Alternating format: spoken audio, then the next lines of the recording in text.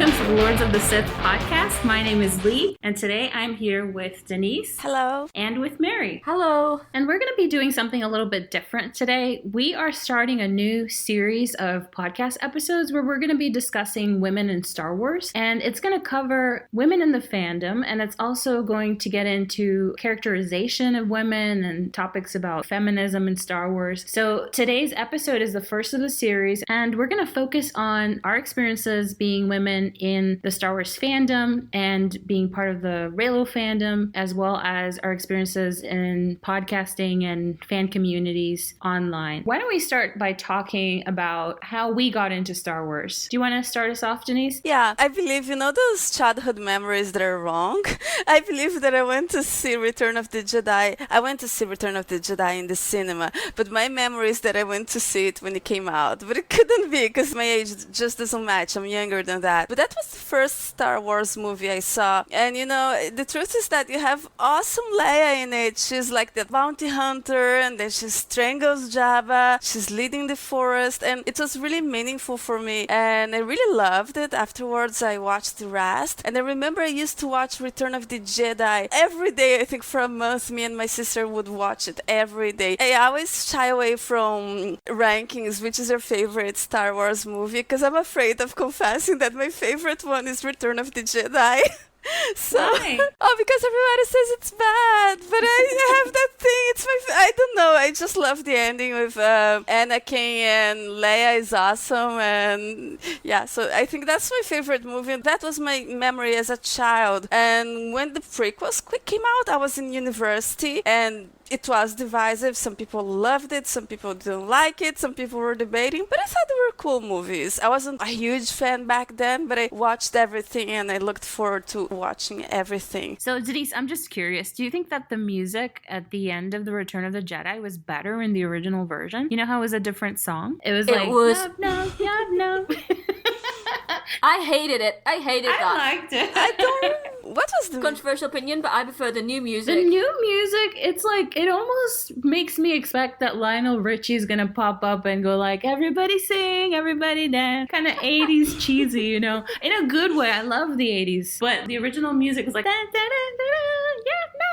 I don't know Yeah, why da, da, da, da, da. I loved it. Oh, come on, guys. I just loved it. Also, something that I need to say is that I grew up in Brazil, so all of this was in Brazil. But I loved that song. It was just so happy and everybody happy with the, it was a happy time, yeah. They were making music with the helmets of the stormtroopers. I wonder what they were doing with what was inside. That was the dinner or whatever.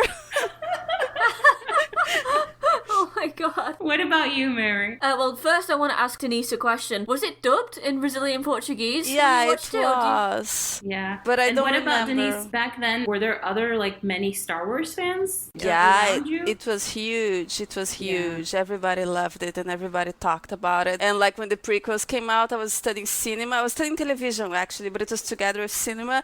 And all the cinema class, everybody hated it. And in the people who were studying television, a lot of people liked it. They thought it was exciting, that the Jedi were powerful, and it was a huge thing. Yeah, it was huge. That's awesome. Well, okay, Mary, what about you? Tell us about your experiences, how you first came to love Star Wars. I first saw Star Wars when I was 9 years old. It was A New Hope on ITV back when there were still adverts. Oh my goodness. Well, there's still adverts on ITV, but we can now skip them. But yeah, I just turned the TV on one night and I had no idea what I was watching. It was like when they were on the Death Star, and then the commercials came on and it said Star Wars Episode 4 A New Hope, and I was like, wow, this is Star Wars, because before then I always gave Star Wars like a wide berth because I was terrified of Darth Vader. Every time I heard that music I would just shut it off, turn the telly off, turn the radio off, whatever.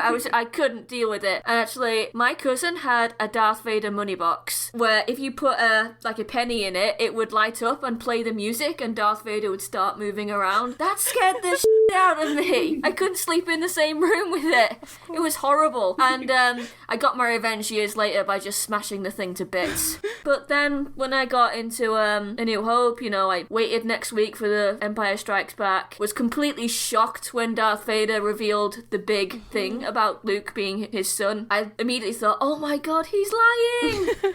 I don't think anything can describe that moment for anyone when they first heard that Darth Vader is Luke's father. I would have loved to have seen the reaction back when it first came out. But yeah, and then I think as a woman, I think we all, as a kid, we all wanted Leia to be the one holding the lightsaber and using the Force alongside Luke. And I was always disappointed that we never got to see that. So one day when I was in my local library and I spotted a comic that actually had Leia holding a lightsaber on the front, and it was the comic adaptation of the Thrawn trilogy, and it was that made me want to read it. So I borrowed it, and I discovered my favourite character, Mara Jade, and just discovering her was, I can't describe the feeling, because here was a woman, the first woman I'd ever encountered who was using the Force and holding a lightsaber, so I just fell in love with her. And then I started, exploring more Legends books and just devouring them, because my love for Star Wars was really Legends more than the movies. How old were you, Mary, when you found out about Mara Jade? 9. Wow. Awesome. I was 9 years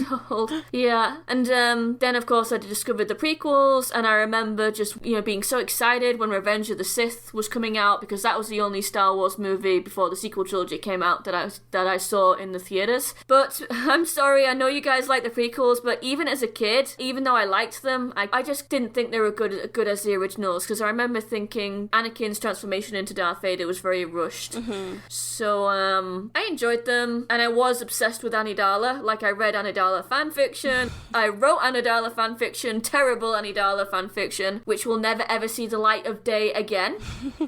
But then, of course, as I grew older, I moved on to other things. And then, of course, when Disney bought the franchise, I was just horrified.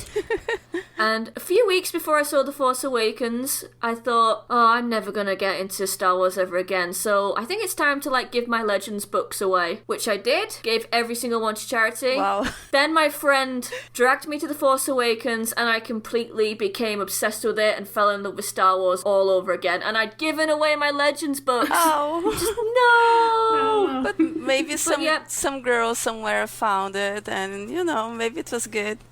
Yeah, I you hope never so. know. I hope so. So I'm in the process of slowly recovering my collection, but it's a slow process because Legends books are slowly going out of print, sadly. Yeah, that's too bad, Mary. I didn't know that. Yeah, just one thing I wanted to mention. When I was a kid, I was also terrified of Vader. Even though the first one I saw was The Return of the Jedi, and I loved the ending, I was terrified. I was like, I couldn't go in a dark place by myself. I was afraid Darth Vader would come out. I don't know, kids. Funny. It's ridiculous, but... For me, it's actually just the opposite. When I was a little kid, I was much braver than I am now. Like, I liked watching scary things. And, for example, in Jaws, the movie Jaws, my favorite character was the shark. So with Star Wars, my favorite was always Darth Vader. Like, I was so focused on Darth Vader that I didn't even care, about much else that was going on.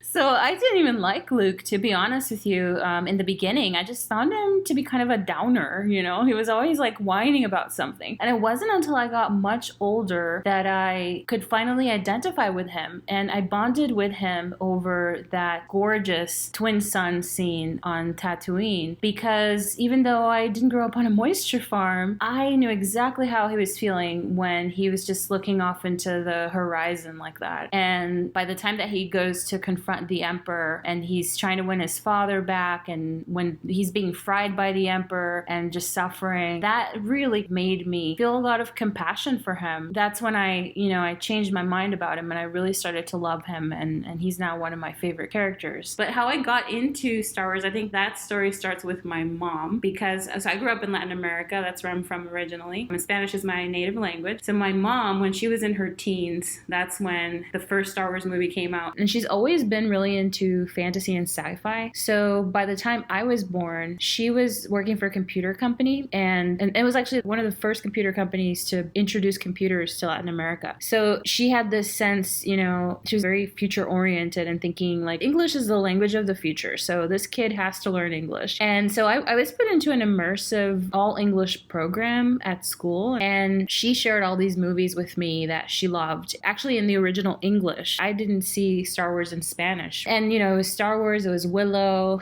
The Neverending Story, like all these movies. And it was like our thing. You know, things that I guess other kids weren't really into, at least not other kids that I knew. And it wasn't until, I guess, the prequels came out that everybody was interested. Everybody was like, oh my God, you know, so then you could talk about it with everyone else. Okay, I see. Yeah, that's interesting. And I did have cousins who lived in the US who knew all about Star Wars. And I remember my grandma had these huge umbrellas. We call them paraguas, like they're just big. And my cousins and I used to use them like they were lightsabers. And I was a Sith, of course. I was never interested in the Jedi. And I'd never felt like excluded because Leia wasn't. I guess my experience is a little bit different there, Mary. I never thought of like, oh, I'm a girl, so I have to be a diplomat princess. I can't be a Jedi or a Sith because there are no women Jedi and Sith in the movie. Never crossed my mind. It just felt like naturally I was obviously going to be like Darth Vader because I loved him. He was my favorite character and that's who I wanted to be. So I don't know. With Teenage Mutant Ninja Turtles, I don't know if you guys remember that. I remember. But I was Donatello. Like I never let that stop me, the fact that there wasn't a girl. But thinking about it now, it would just probably be way more meaningful if there was a woman on screen. But that didn't really kind of compute for me at the time. It wasn't until much later, like I was in my teens and I'm like, wait a minute, there's something missing here, right? How come we don't have girls on there? And I didn't know about Legends being in Latin America. It wasn't until much later that I found out about it. That's kind of how I got into it. So I say age 5, like that's when I became a Star Wars fan, but really that's an arbitrary number. All I know is that it's always kind of been there. And I like the OT, but it didn't feel like something that belonged to me in a way. It seemed more like my mom's. But then when the prequels came out, I got to see them, you know, in theater. And I remember like just being so into Anakin and his story and the fact that, oh my God, he's going to be Darth Vader. Like I was just so excited about watching that transformation. Of course, I loved Amidala. And I don't know, I just really loved the prequels. It felt so good to be part of that whole process. It wasn't like watching the OT felt like going to the museum in a way. You know, I just wanted to go back. You said that you never felt that you're not part of it. I had the same experience. I identified with Luke, and maybe because I saw so many movies where there were no women, and I never noticed that there was anything wrong with it. I would just identify with one of them, and I didn't realize that it should be a girl. I never felt that way. Yeah, I know what you mean. I actually, when I was a kid, every afternoon they used to play cartoons on TV. So we got cartoon shows from the US and from Europe and Japan that were dubbed in Spanish, but there was like a big lag. So a lot of the shows that I grew up watching were 80s shows that I got to see in the 90s as a kid. Voltron and She-Ra, My Little Pony, and the Silverhawks. The Thundercats, of course, were my favorite. He-Man and all that stuff. And those were the shows that I liked. But there was a time when it flipped from like the girls shows to the boys shows. And it started with G.I. Joe. Like right after She-Ra, they would play G.I. Joe. And I had no interest in G.I. Joe whatsoever. And also after that, they would play like Street Sharks and they would play Transformers and, you know, car shows and things like that. And I was like, I don't care. But when the boys would get together to play, I felt like, how come I can't, you know, do this? Like, why isn't this for me too? You know, that I remember having that idea because you weren't allowed to play with like the boys in their cars. So, you know, maybe I would have wanted to. I don't know. All I know is I just didn't really care about the G.I. Joe soldier stuff. So there was like a very clear divide there. But otherwise, it's like everything else felt like it was just for kids, you know, like the last show that they would play for kids was Godzilla, you know,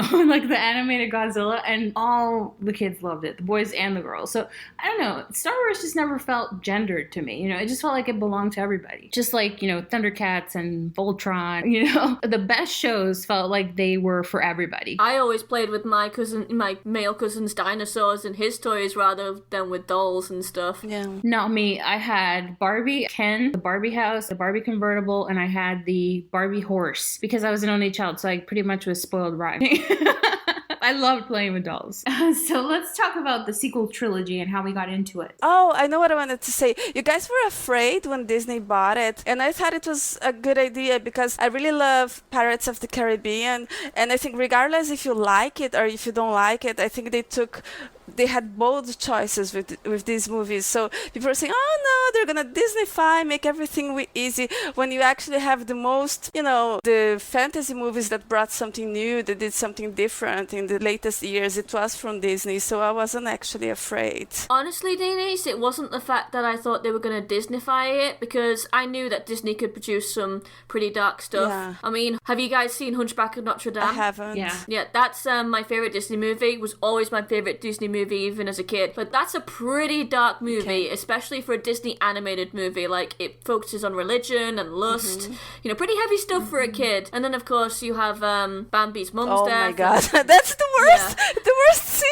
ever! Like, seriously. Yeah, and Mufasa dying in The Lion King. So that's the one that I'm not over yet. I was never worried about that. I knew Disney would definitely tackle adult themes. What I was really angry about was the fact that they said they'd decanonize legends and wouldn't use them for material. So that's why I was angry when Disney bought them.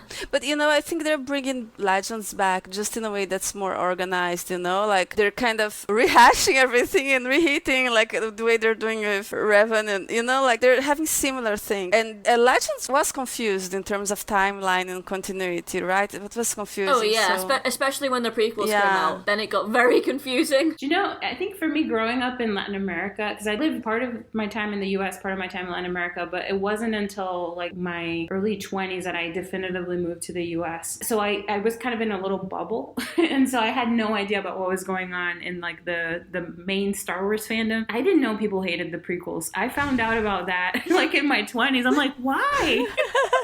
Like, of course Jar Jar is horrible. Of course, like, the Amidala romance is ridiculous. But it's awesome, I knew exactly what they were criticizing, but I loved it so much in spite of it. Or maybe because of it even, It's like, it's just, I don't know. I didn't understand. So for me, what worried me about Disney was not so much Disney. It was more like George Lucas no longer being involved. Because I never felt, towards him such animosity like other fans do. It felt like your parents divorcing and you get, sent to live with someone else. And it's like, who's this new step parent? How are they going to treat us? So I just was concerned about, Lucas is no longer being involved. And it turned out, by the way, it wasn't the case. It turned out like he really had some outlines and stuff that were later adapted. So, but we didn't know that. All we heard was that he's no longer involved in any way. Like Star Wars without George Lucas, what does that mean?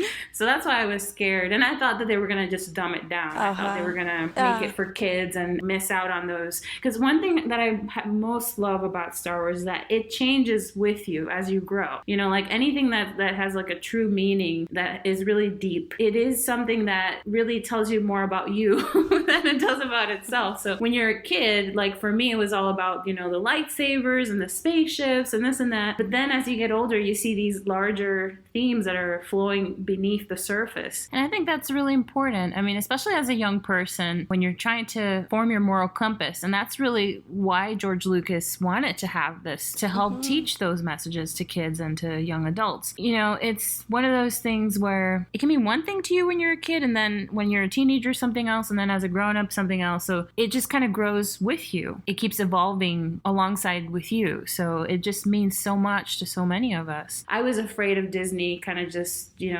dumbing it down and making it kind of really basic and one-dimensional. And I was not prepared for Kylo Ren. I remember just how my mind was blown away by how awesome he was as a character. Yeah. So here I want to segue into our experiences in the larger Star Wars fandom as women, as fans. I got I'm not very super huge, but I do lurk in some forums for every fandom that I have because I like to speculate. I love speculating. And I got in the fandom with the Clone Wars. I got into a forum, and because it's a very by the way, you guys have to watch it. This is so it's such a great show. I started watching it because of my son, and I ended up enjoying it. So I got into one of these forums because of the Clone Wars, and then when I was on the lead up to The Force Awakens, I was very active, speculating. I had read the whole plot, yay!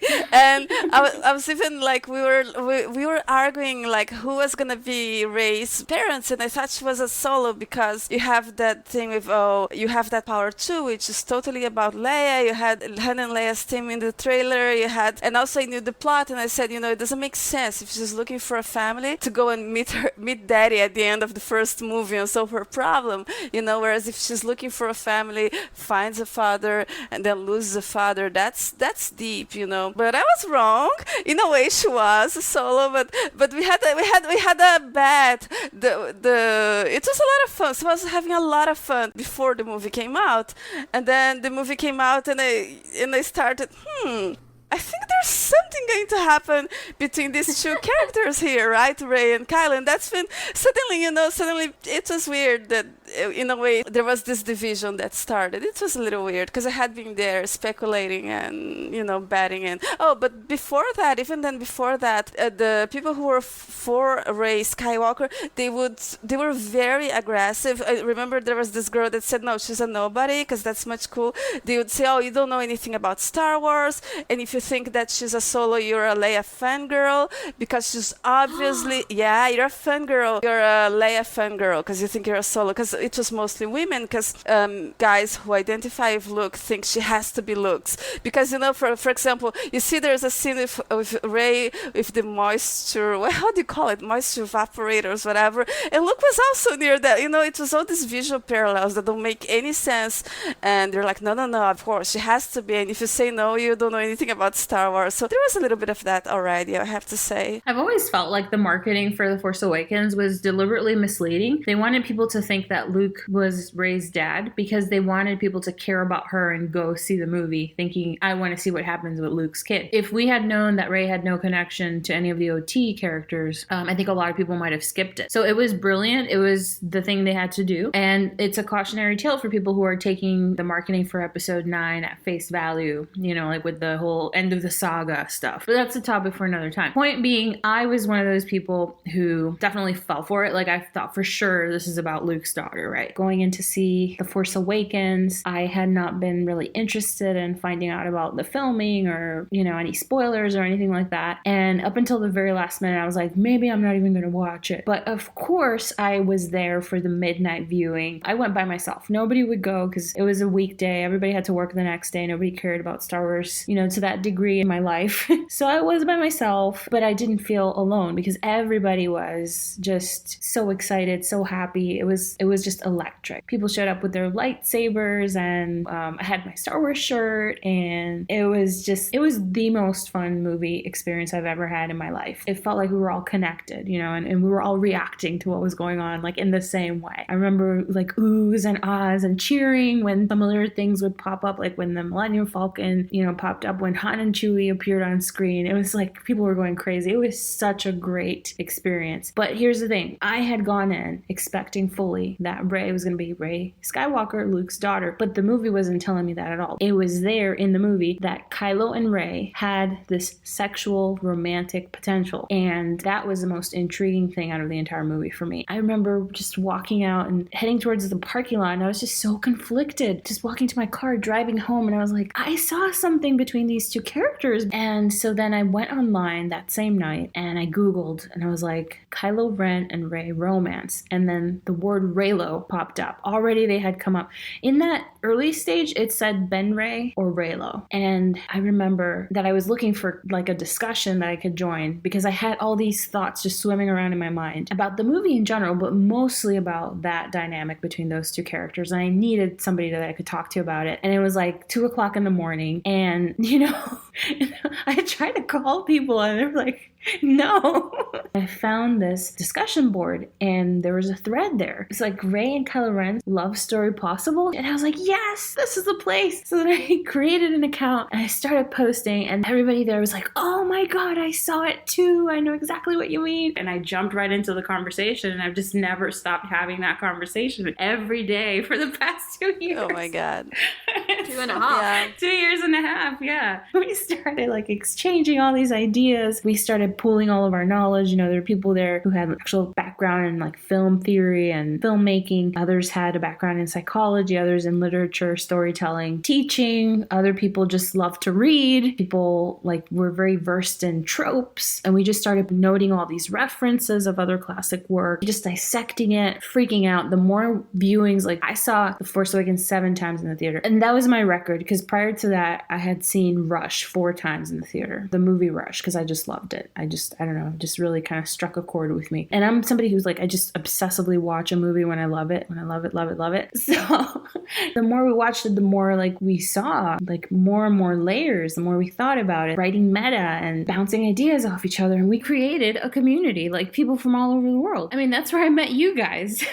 You know, if it weren't for that community, I wouldn't have met you too and everybody else at Star Wars Connection. That's where we all first met. And that little group became the most viewed and the biggest part of that community. And that was when the trouble began, because when it was just, we were flying under the radar, people were like laughing, you know, like, oh, those Reylos, they're so ridiculous. But we were left alone. But then the bigger our community started becoming, certain point, certain people started coming in and started really saying horrible things, that it was abusive, that it was wrong, and things that we like domestic violence. And it's, you know, that's a very serious issue. I was seeing a case of domestic abuse just recently, and I know these things in real life happen, but this is so different. This is a story. And then after a while, we couldn't say anything. And I just want to say that like it was gendered in the way that our behavior, let's say, but the people who were attacking us were both men and women the same. And our group,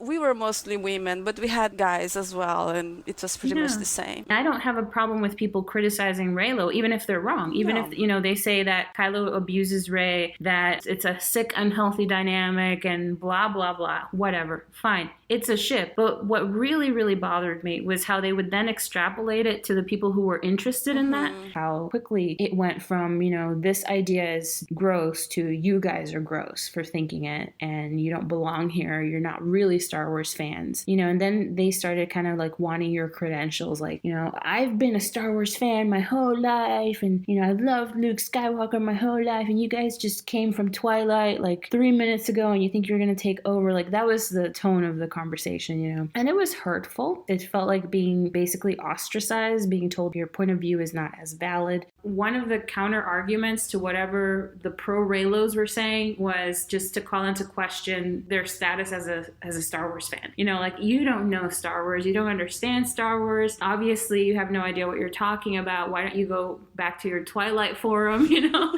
And all of these assumptions were playing out. And I heard that, but I didn't really understand what they were saying. I would just kind of like, what are they talking about? Like, I would just ignore them.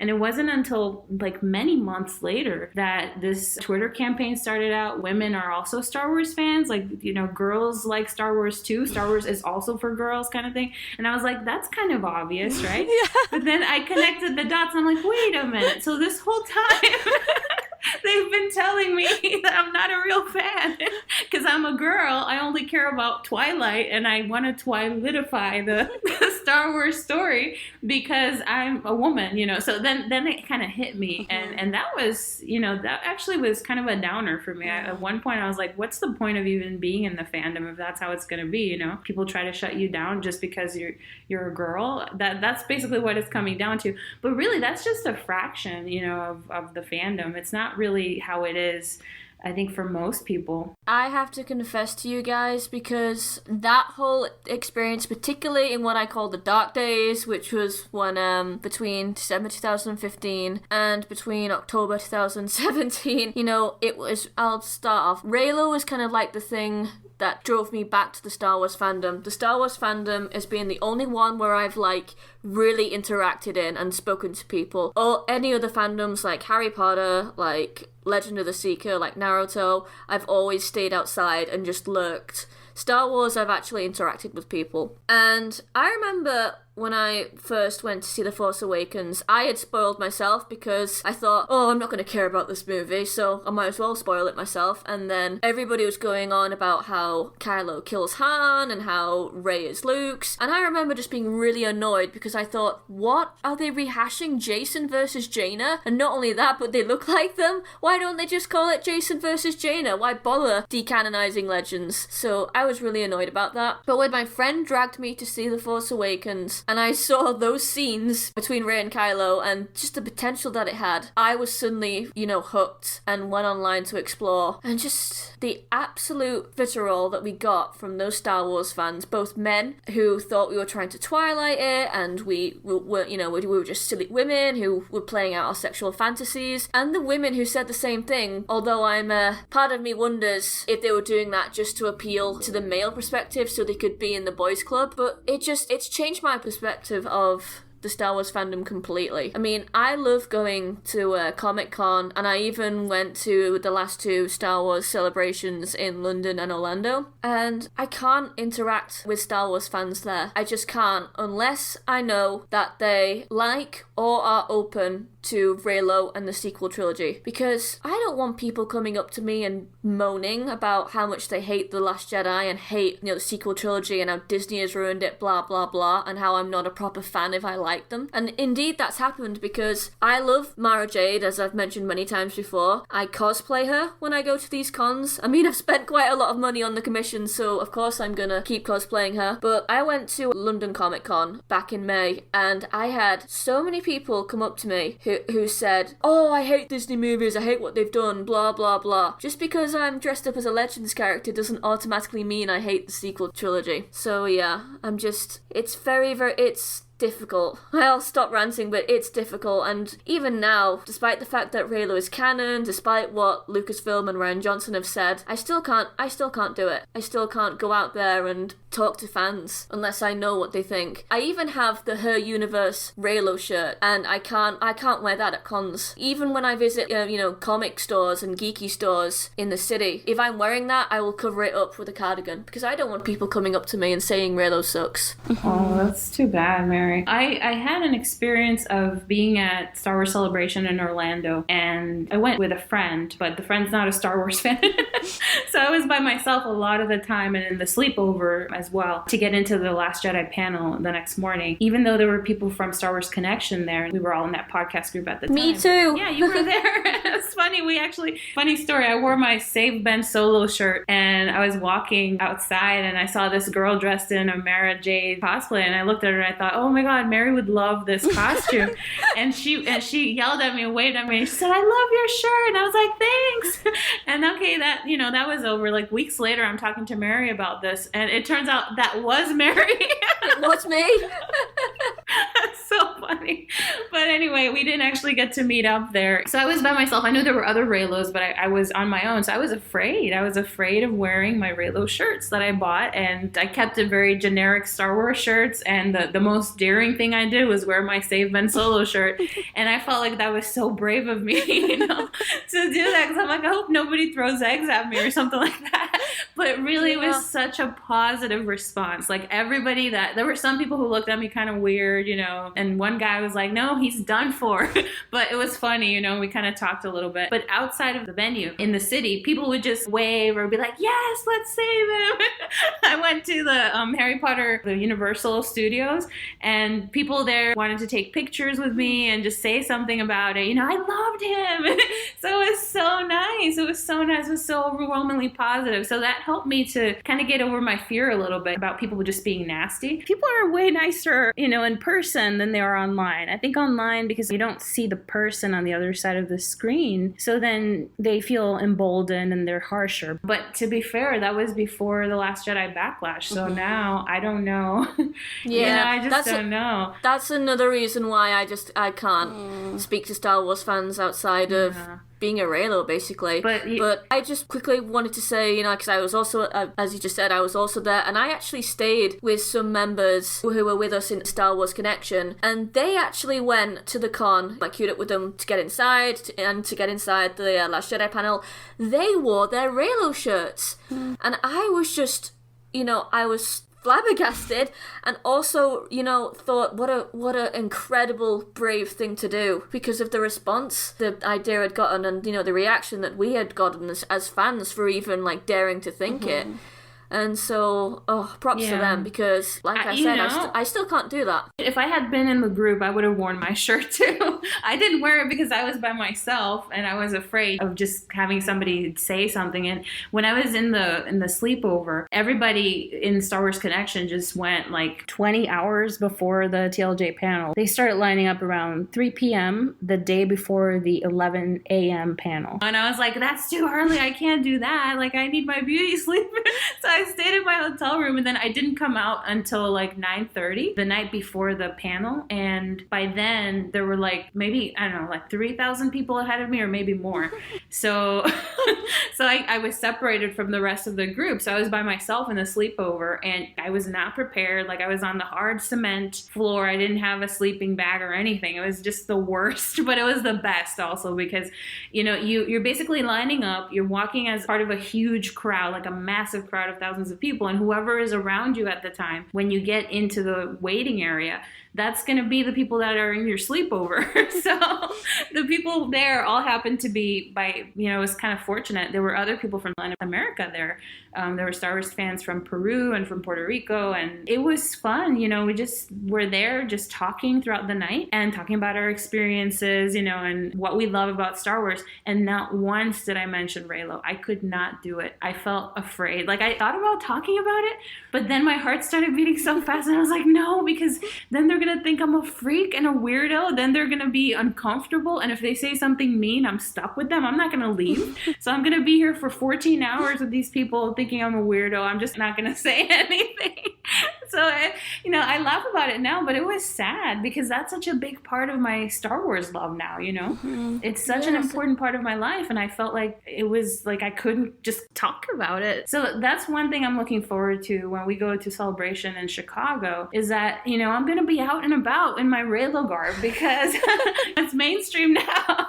Yeah. So I think that we'll be safe, you know? Yeah, I mean, there were other people there who you could tell what ships they shipped. Mm-hmm. But I remember, you know, props to them for, like, cosplaying as it and even queuing up with it and wearing t-shirts of it too. I remember thinking, why is, you know, my ship the one targeted? Why am I afraid? But I think a lot of it is just fear, you know, fear itself. Because I remember people didn't do anything mean, but because of what our experiences online, like on the online community, where we were, you know, vilified and then kicked out, of course we were afraid. I wonder if people listening to us now who don't know that context maybe think like, what are you guys afraid of? Like, what's going to happen?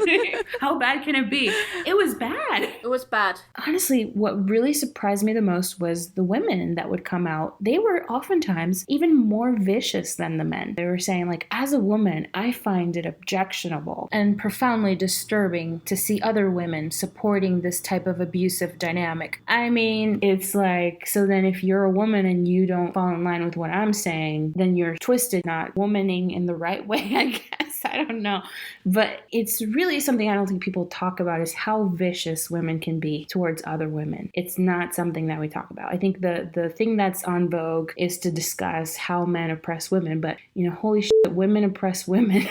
I have seen it happen. I've had it happen to me. This idea, I think of it as pseudo-feminism, where a woman says, I'm a feminist and this is what I believe. And if you're not being a woman in the way that I think you should be, you're not expressing your femininity in the way I think you should, not thinking the right thoughts, then you should not have a platform to speak. And we have seen it, you know, with prominent women who have attacked other women and saying, you know, you're Kylo Ren apologists. That became an insult. Kylo Ren apologist.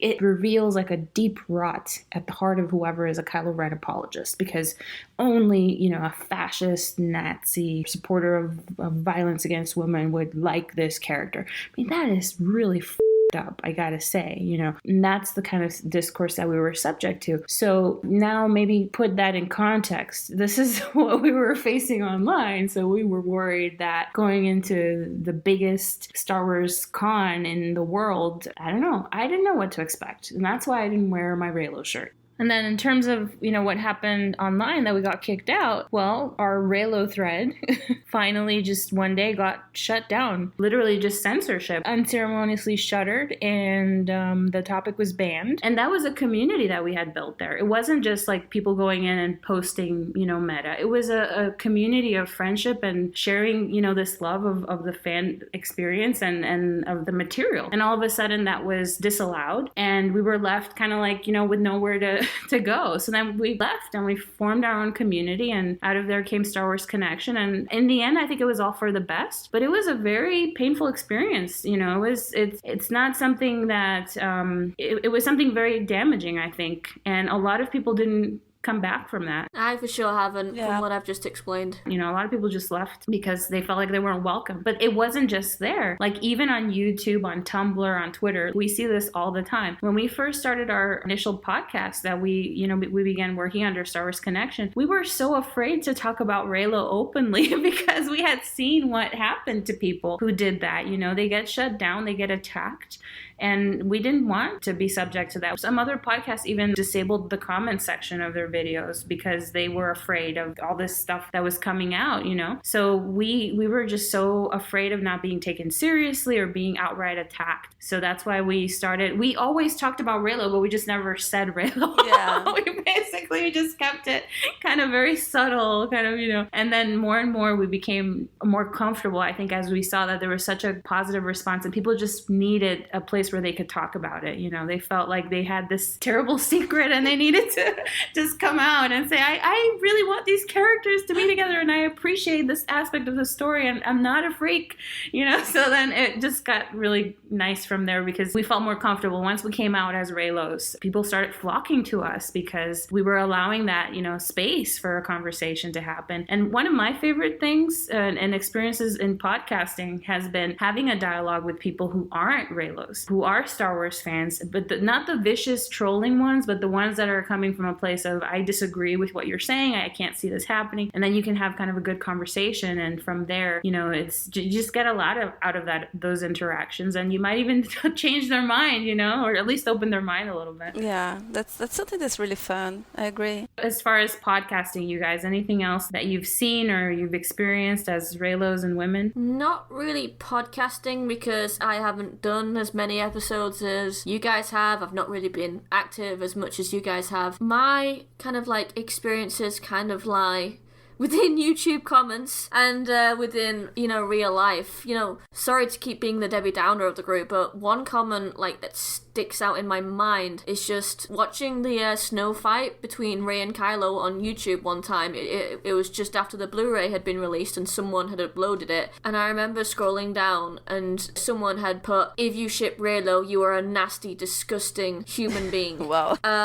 Yeah, and it's just that was just the thing back then, and it's kind of amazing how the tide has turned. But anyway, I just got so sick of people looking down at Reylos and saying stuff like that I actually started to comment back, especially on YouTube. And I would say, no, that's not true, there's actually really great story potential there, it's empowering for women, blah blah blah. And then I think I've mentioned before that I actually work in a party store selling costumes, so I sell some Star Wars costumes as well. And I've had people come in and we've talked Star Wars, and the best times is when I've face-to-face talked with Star Wars fans or with people who just generally enjoy Star Wars. Ask them what they think about if Rey is Luke's daughter, or what do they think might happen in episode 8. And I remember a couple of people were not very satisfied with the explanation that, Luke would be Rey's father, and I would tell them about Reylo, and their faces would just light up and they would go, oh my god, I never considered that would be amazing. And I've actually, some of the customers I have interacted with actually have come back since The Last Jedi came out, and they've said, oh my god, I remember you were totally right about that. So that's been fun. Yeah, that has been fun. Yeah, I was just going to comment on something unrelated, that like Lee, me too, I was surprised that with all the Star Wars is also for women. I was like, what? What? What are you saying? What do you mean it's also for women? I mean, it's just because, like I said, I watched it on the cinema with my mom. I used to watch it at home with my sister. By the way, I watched episode 1 from the prequels with my mom as well. And I know a lot of girls who liked it. It might be a thing in Brazil. I cannot say. It's true that there are lots of female fans and lots of Reylo fans from Brazil. So maybe there is something there. I don't know. But one thing that I noticed is that I had a friend who has a store with collectibles, and he told me, you have to get your son, because I have a son, you have to make your son, you have to get him into Star Wars. And my understanding was like, oh, something cool to, you want to pass something cool to kids. But then after a while, I started observing and seeing things, and I kind of realized that some fathers pass Star Wars to their kids, like as a ritual, making them men, because I guess I understand maybe our society should have some kind of, because like in more societies that are more connected to nature, they do have rituals for whatever masculinity, and I find that perhaps some people are taking Star Wars to be their masculinity thing. So I dress up as a stormtrooper and I like Star Wars. That proves that I'm a man. Okay, whatever. I mean, there should be something else that's more interesting. But I think that's why some people are worried when they have Forces of Destiny, or when they have a guy that looks good and is for the female gaze, that suddenly it loses that value. Because it was okay if it was for girls as well, because it was masculine, in quote unquote, in their ideas. So I think that's one thing I guess Disney is going to have to find a way to deal with it and still be for women. I don't know. Like, for example, the Clone Wars got away with it. They had like female characters, and maybe it's just the fact that you're marketing this is for women, and that shakes the foundation of these fans that thought, that it meant. Because I know why this guy said. Because I had another acquaintance, and he transitioned. He became a woman, and he was like, I never could have imagined. He was into Star Wars, and he built like armor and everything. So, so in his mind, the fact that a guy is into Star Wars means that he could never one day decide that he's transsexual and he's going to, you know what I'm saying? And it's a little odd, but I think it's something that it's up there, and it just relates to Reylo, because when you have a romance that appeals to women, whoa, where's my masculine Star Wars? But that's something that I don't know.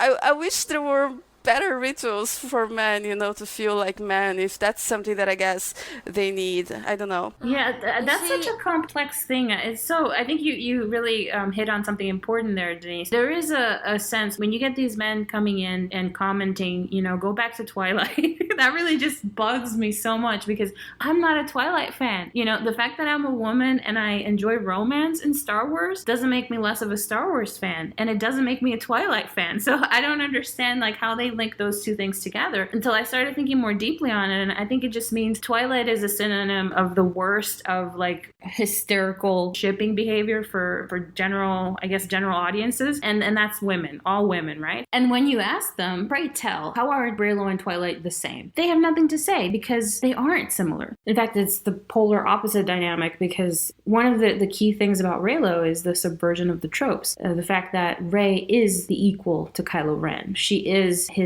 exact equal in terms of force strength, and they complement each other, and she actually defeats him. She auto-rescues. She's not passive. She's actually the opposite of passive. She has agency. So the polar opposite of the characterization of Bella Swan is actually Rey. So there isn't anything that's linking those two materials together, except for the fact that it's primarily women who are interested in that. Women interested in romance, who, in the opinion of these men, should be shunned because they are unfit to be part of the general fandom. But there are tons of men that ship Reylo. Yeah.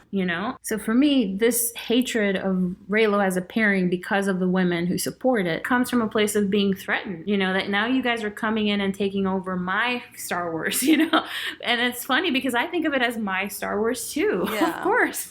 So I don't know what the answer to that is.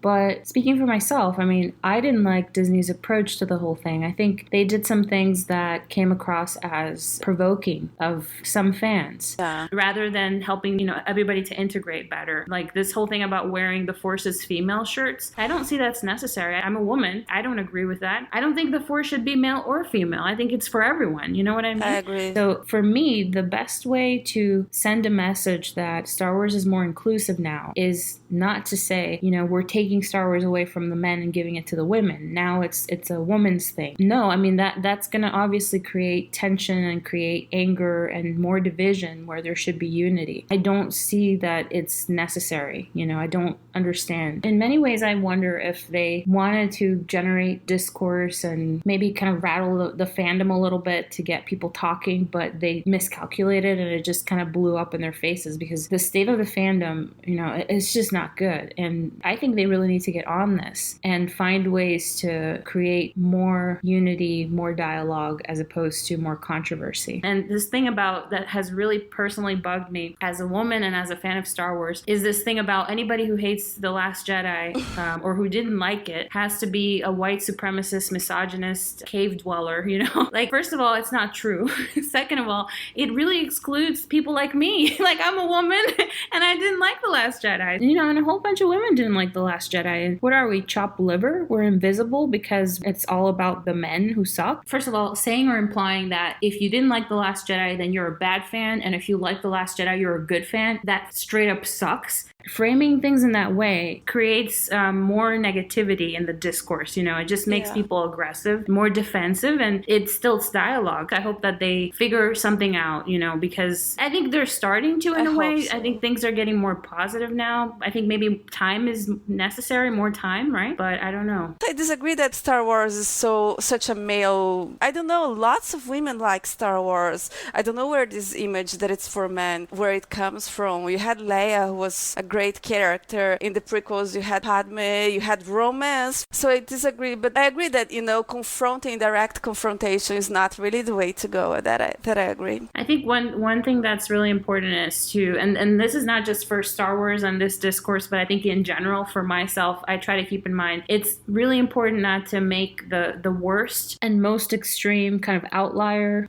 representative of a group be symbolic of the entire group. So we shouldn't say that male Star Wars fans are like the very small amount of misogynist, racist and horrible fans that are attacking people on social media. That's a very small percentage of men who are Star Wars fans. But somehow I think a lot of the discourse becomes, male Star Wars fans are toxic or whatever. And that's not right. Just like I don't think it's fair. There are some Reylos that are vicious online. We've seen that on Twitter. It's not fair to attack all Reylos because of the small percentage of people who are trolls. I mean, that's not the majority of the fandom. Not by a long shot. The majority of people in the Reylo fandom are lovely people. They genuinely love Star Wars and these characters. Reylos strongly believe in these beautiful ideals of redemption, hope, people's capacity to change and change their life. All these beautiful things, so there's no reason to attack the group because of the actions of, one or two people who don't represent the group as a whole. And that's true for men, that's true for women. I mean, we're just people, right? So it's important, I think, to remember when you're dialoguing with fans who have different opinions that there is common ground more so than there are differences. And I think that can really help bridge the gap. I think also the approach more oriented towards dialogue, I think would be better as opposed to just kind of battering ram, You have to be careful with name calling, I think. Yeah, and using fanboy as an offensive term.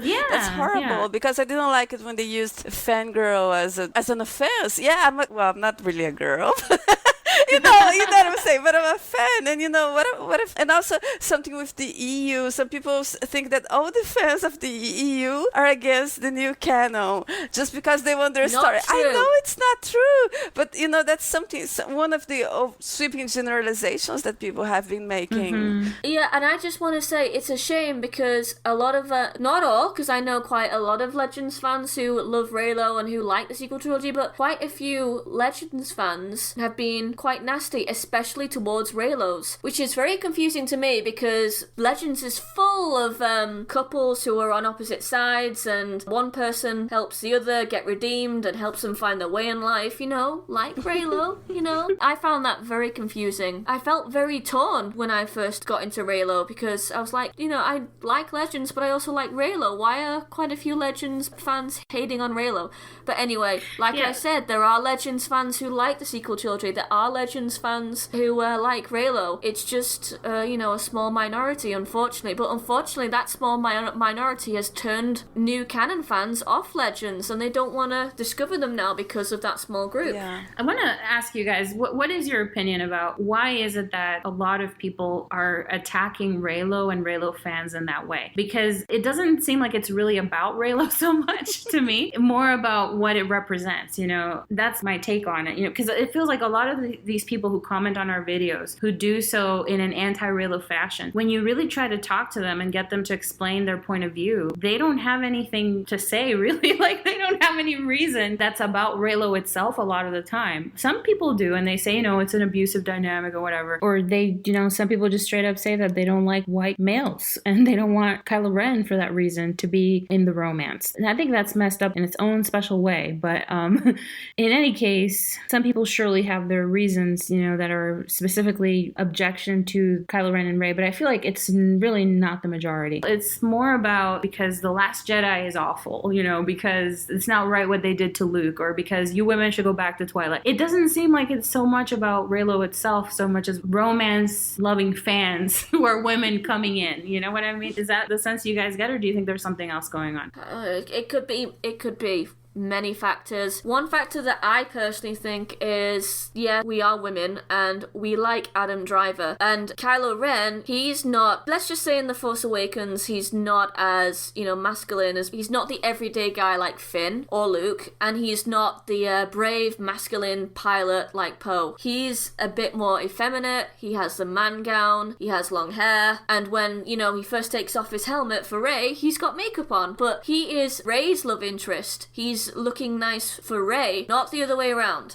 because it's Rey's story. It's told from the female perspective. I just want to say, I think you're spot on there, Mary, because Adam Driver is a manly dude. The guy is like 6'3" or something, and he's huge. He's ripped. Kylo Ren is shredded, but they also took the time to really soften him and make him the most beautiful version of himself ever, because it's for Rey. And so it is told from the female gaze, and I think that really bothers some of these men. This thing about making fun of women for finding Adam Driver super hot and attractive. Why do you think they picked Adam Driver? First of all, they picked a guy who's a fantastic actor, but who also happens to be a super hot dude, and they made him even more hot. Why? That was intentional. Hello? Just like they did with Slave Leia. It was the same thing. In my opinion, from what I've personally seen, I think it's because they empathize more with the everyday guy like Finn and Luke, and they aspire to be like, cool and dashing like Poe. I remember like a lot of these fans wanted either Dam Rey or Finn Rey, and now some of them want Dam Rey a little bit more. And I think it's because, Rey is the gorgeous girl, and because they feel, they want to be like Poe, and maybe want to be like Finn as well, they think that Rey is the beautiful girl that they want to get. But if you look at Reylo, from what I've just said, Kylo is presented as this beautiful, gorgeous looking prince who Rey finds attractive, and they can't,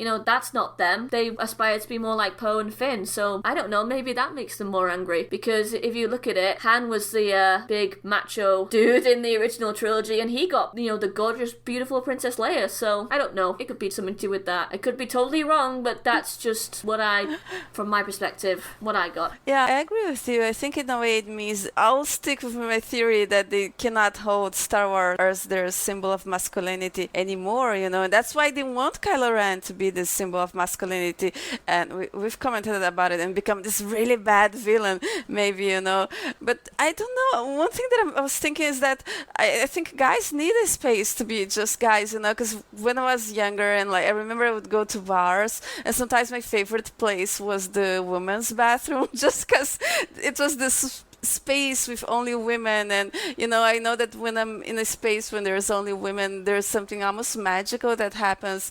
And I'm wondering, like, I don't think it needs to be Star Wars, but I think men also have the right to have this space to be men and feel like men and hang out with men.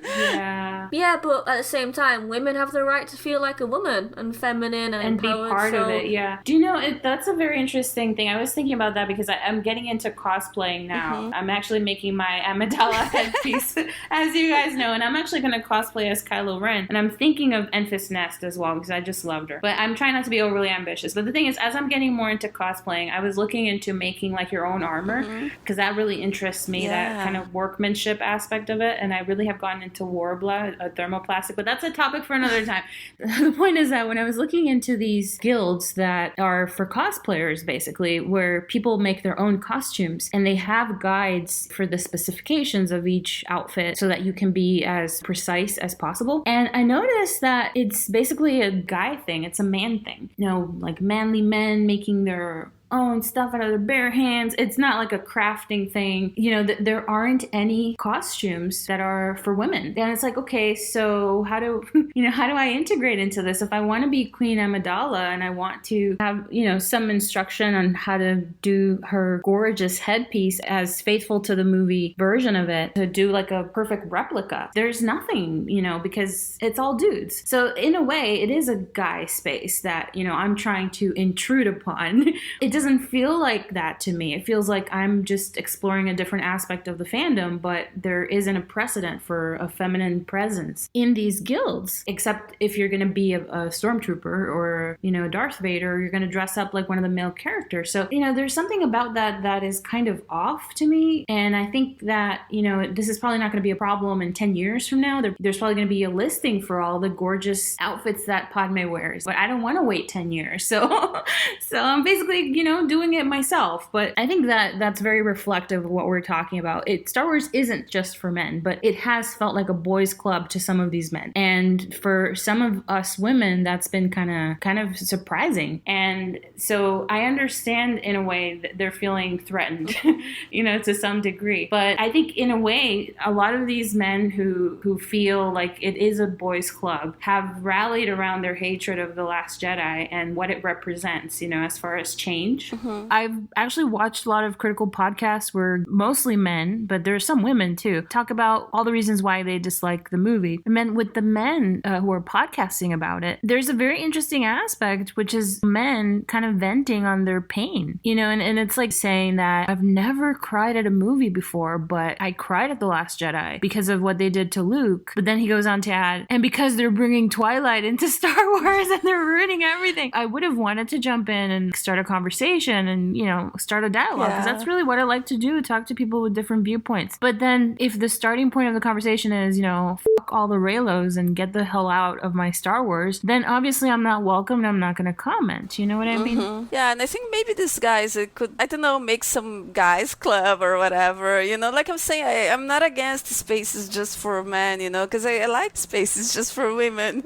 So I think it's a real need, but I don't know, I don't think there's anything threatening about Star Wars. It's good that it's more inclusive, you know. Can I just go back to your question, Lee? I think also, you know, for some of these fans, there's also an aspect of like controlling women and censoring them, making them feel shamed, you know, for liking. For example, I was at a con a few weeks ago and I was with some Star Wars fans, a group of Star Wars cosplayers. We're all friends. We were talking about romance in Star Wars, and someone had mentioned that some of the romances were creepy. And I said, look, it's just a fairy tale. It's based off a fairy tale, and women aren't stupid. Look at Harley Quinn. You know, she's a very popular character, and yet she's in this horrible, you know, relationship with the Joker. And the guys suddenly said, no, that's not true. I've seen women who post stuff on social media who say they wish for a romance like the Joker and Harley. Oh, they're stupid, blah, blah, blah. And I just cut across them and said, no, they're not. If they're young, then then they will eventually realize that it's a very unhealthy relationship. I went on to say that Harley Quinn is very, very popular with little girls and women, and it's not because she's in a horrible relationship with the Joker. Indeed, women are smart enough, and little girls are smart enough to recognize that what they love about Harley Quinn is the fact that she is quirky and funny on her own. She doesn't need the Joker to make her interesting. She's interesting all by herself, and it's the fact that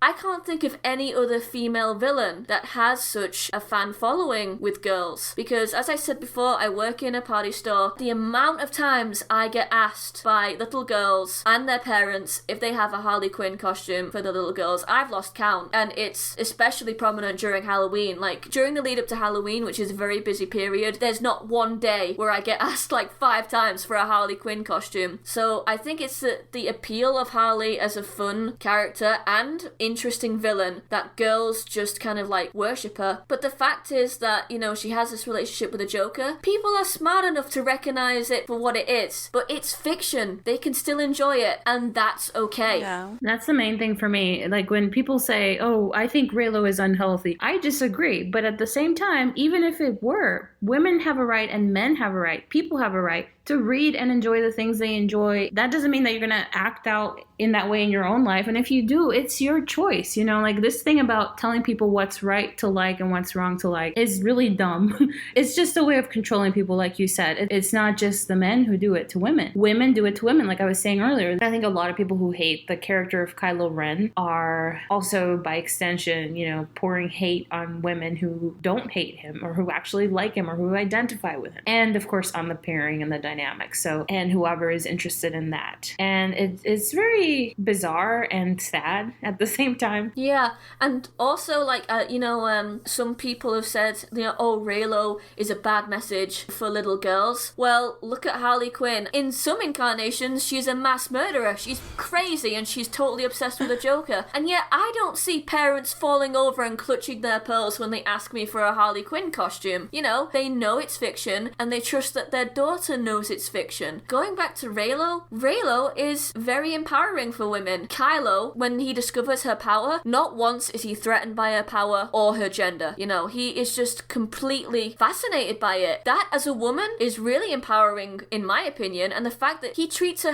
as an equal. He's always treated her as an equal. He never lies to her. He trusts that she can sort stuff out by herself. If you look at it, Finn is really the one who, believes Rey that can't do it. He's rushing to save her in The Force Awakens and is surprised by the fact that she can handle herself, and also he goes to rescue her at Starkiller Base when she rescues herself. You know what I'm saying? Yeah, but the only problem, it's not a problem, is that for men, you know, like, the idea of saving a woman usually traditionally is considered empowering. It's like a male fantasy, you know, that protecting and things. So yeah, but a woman saving herself and saving, you know, her boyfriend is also empowering. Yeah, I don't think women have fantasies of being saved. Maybe some, of course. You can have fantasy of anything, it's fantasy, but it's more for men, you know, when all this stuff about the man saving the woman, it's not a female fantasy, it's a male fantasy, which I understand, you know, it's that instinct of protection. So I don't know.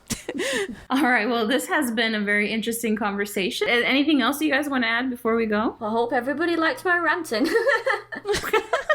Thank you guys so much for listening. Just as a reminder, our podcast is made up of 3 women from different backgrounds, different countries, different age brackets. So our points of view are very distinct and different. That's just between the 3 of us sitting here. So I can imagine that some of our viewers and listeners may have had very different perspectives from what we were speaking about. And we would love to hear that. We welcome disagreement. We welcome counterpoints. As long as it's a civil conversation, we would love to hear it. And we would love to hear your own experiences growing up with Star Wars and also in the Star Wars fandom. Whatever it is that's your perspective of the Star Wars experience, we want to know. We just want to get a conversation going because we think that is really important at this point in time, more so than ever. In today's episode, we featured artwork by Pandora Young, and she is amazingly talented. Her art is just so evocative. There's something just very powerful about her work, and we're big fans of hers, and we're so honored to be able to show her artwork. We are are going to include links to her gallery, her Patreon, and her Instagram in the video's description so that you guys can see more of her work. As always, if you're an artist who wants to show your work through our videos, we'd be very happy to feature you. Lastly, before we go, quick thank you to all of our viewers and listeners who have dropped by our iTunes to leave ratings and comments, and everybody who's just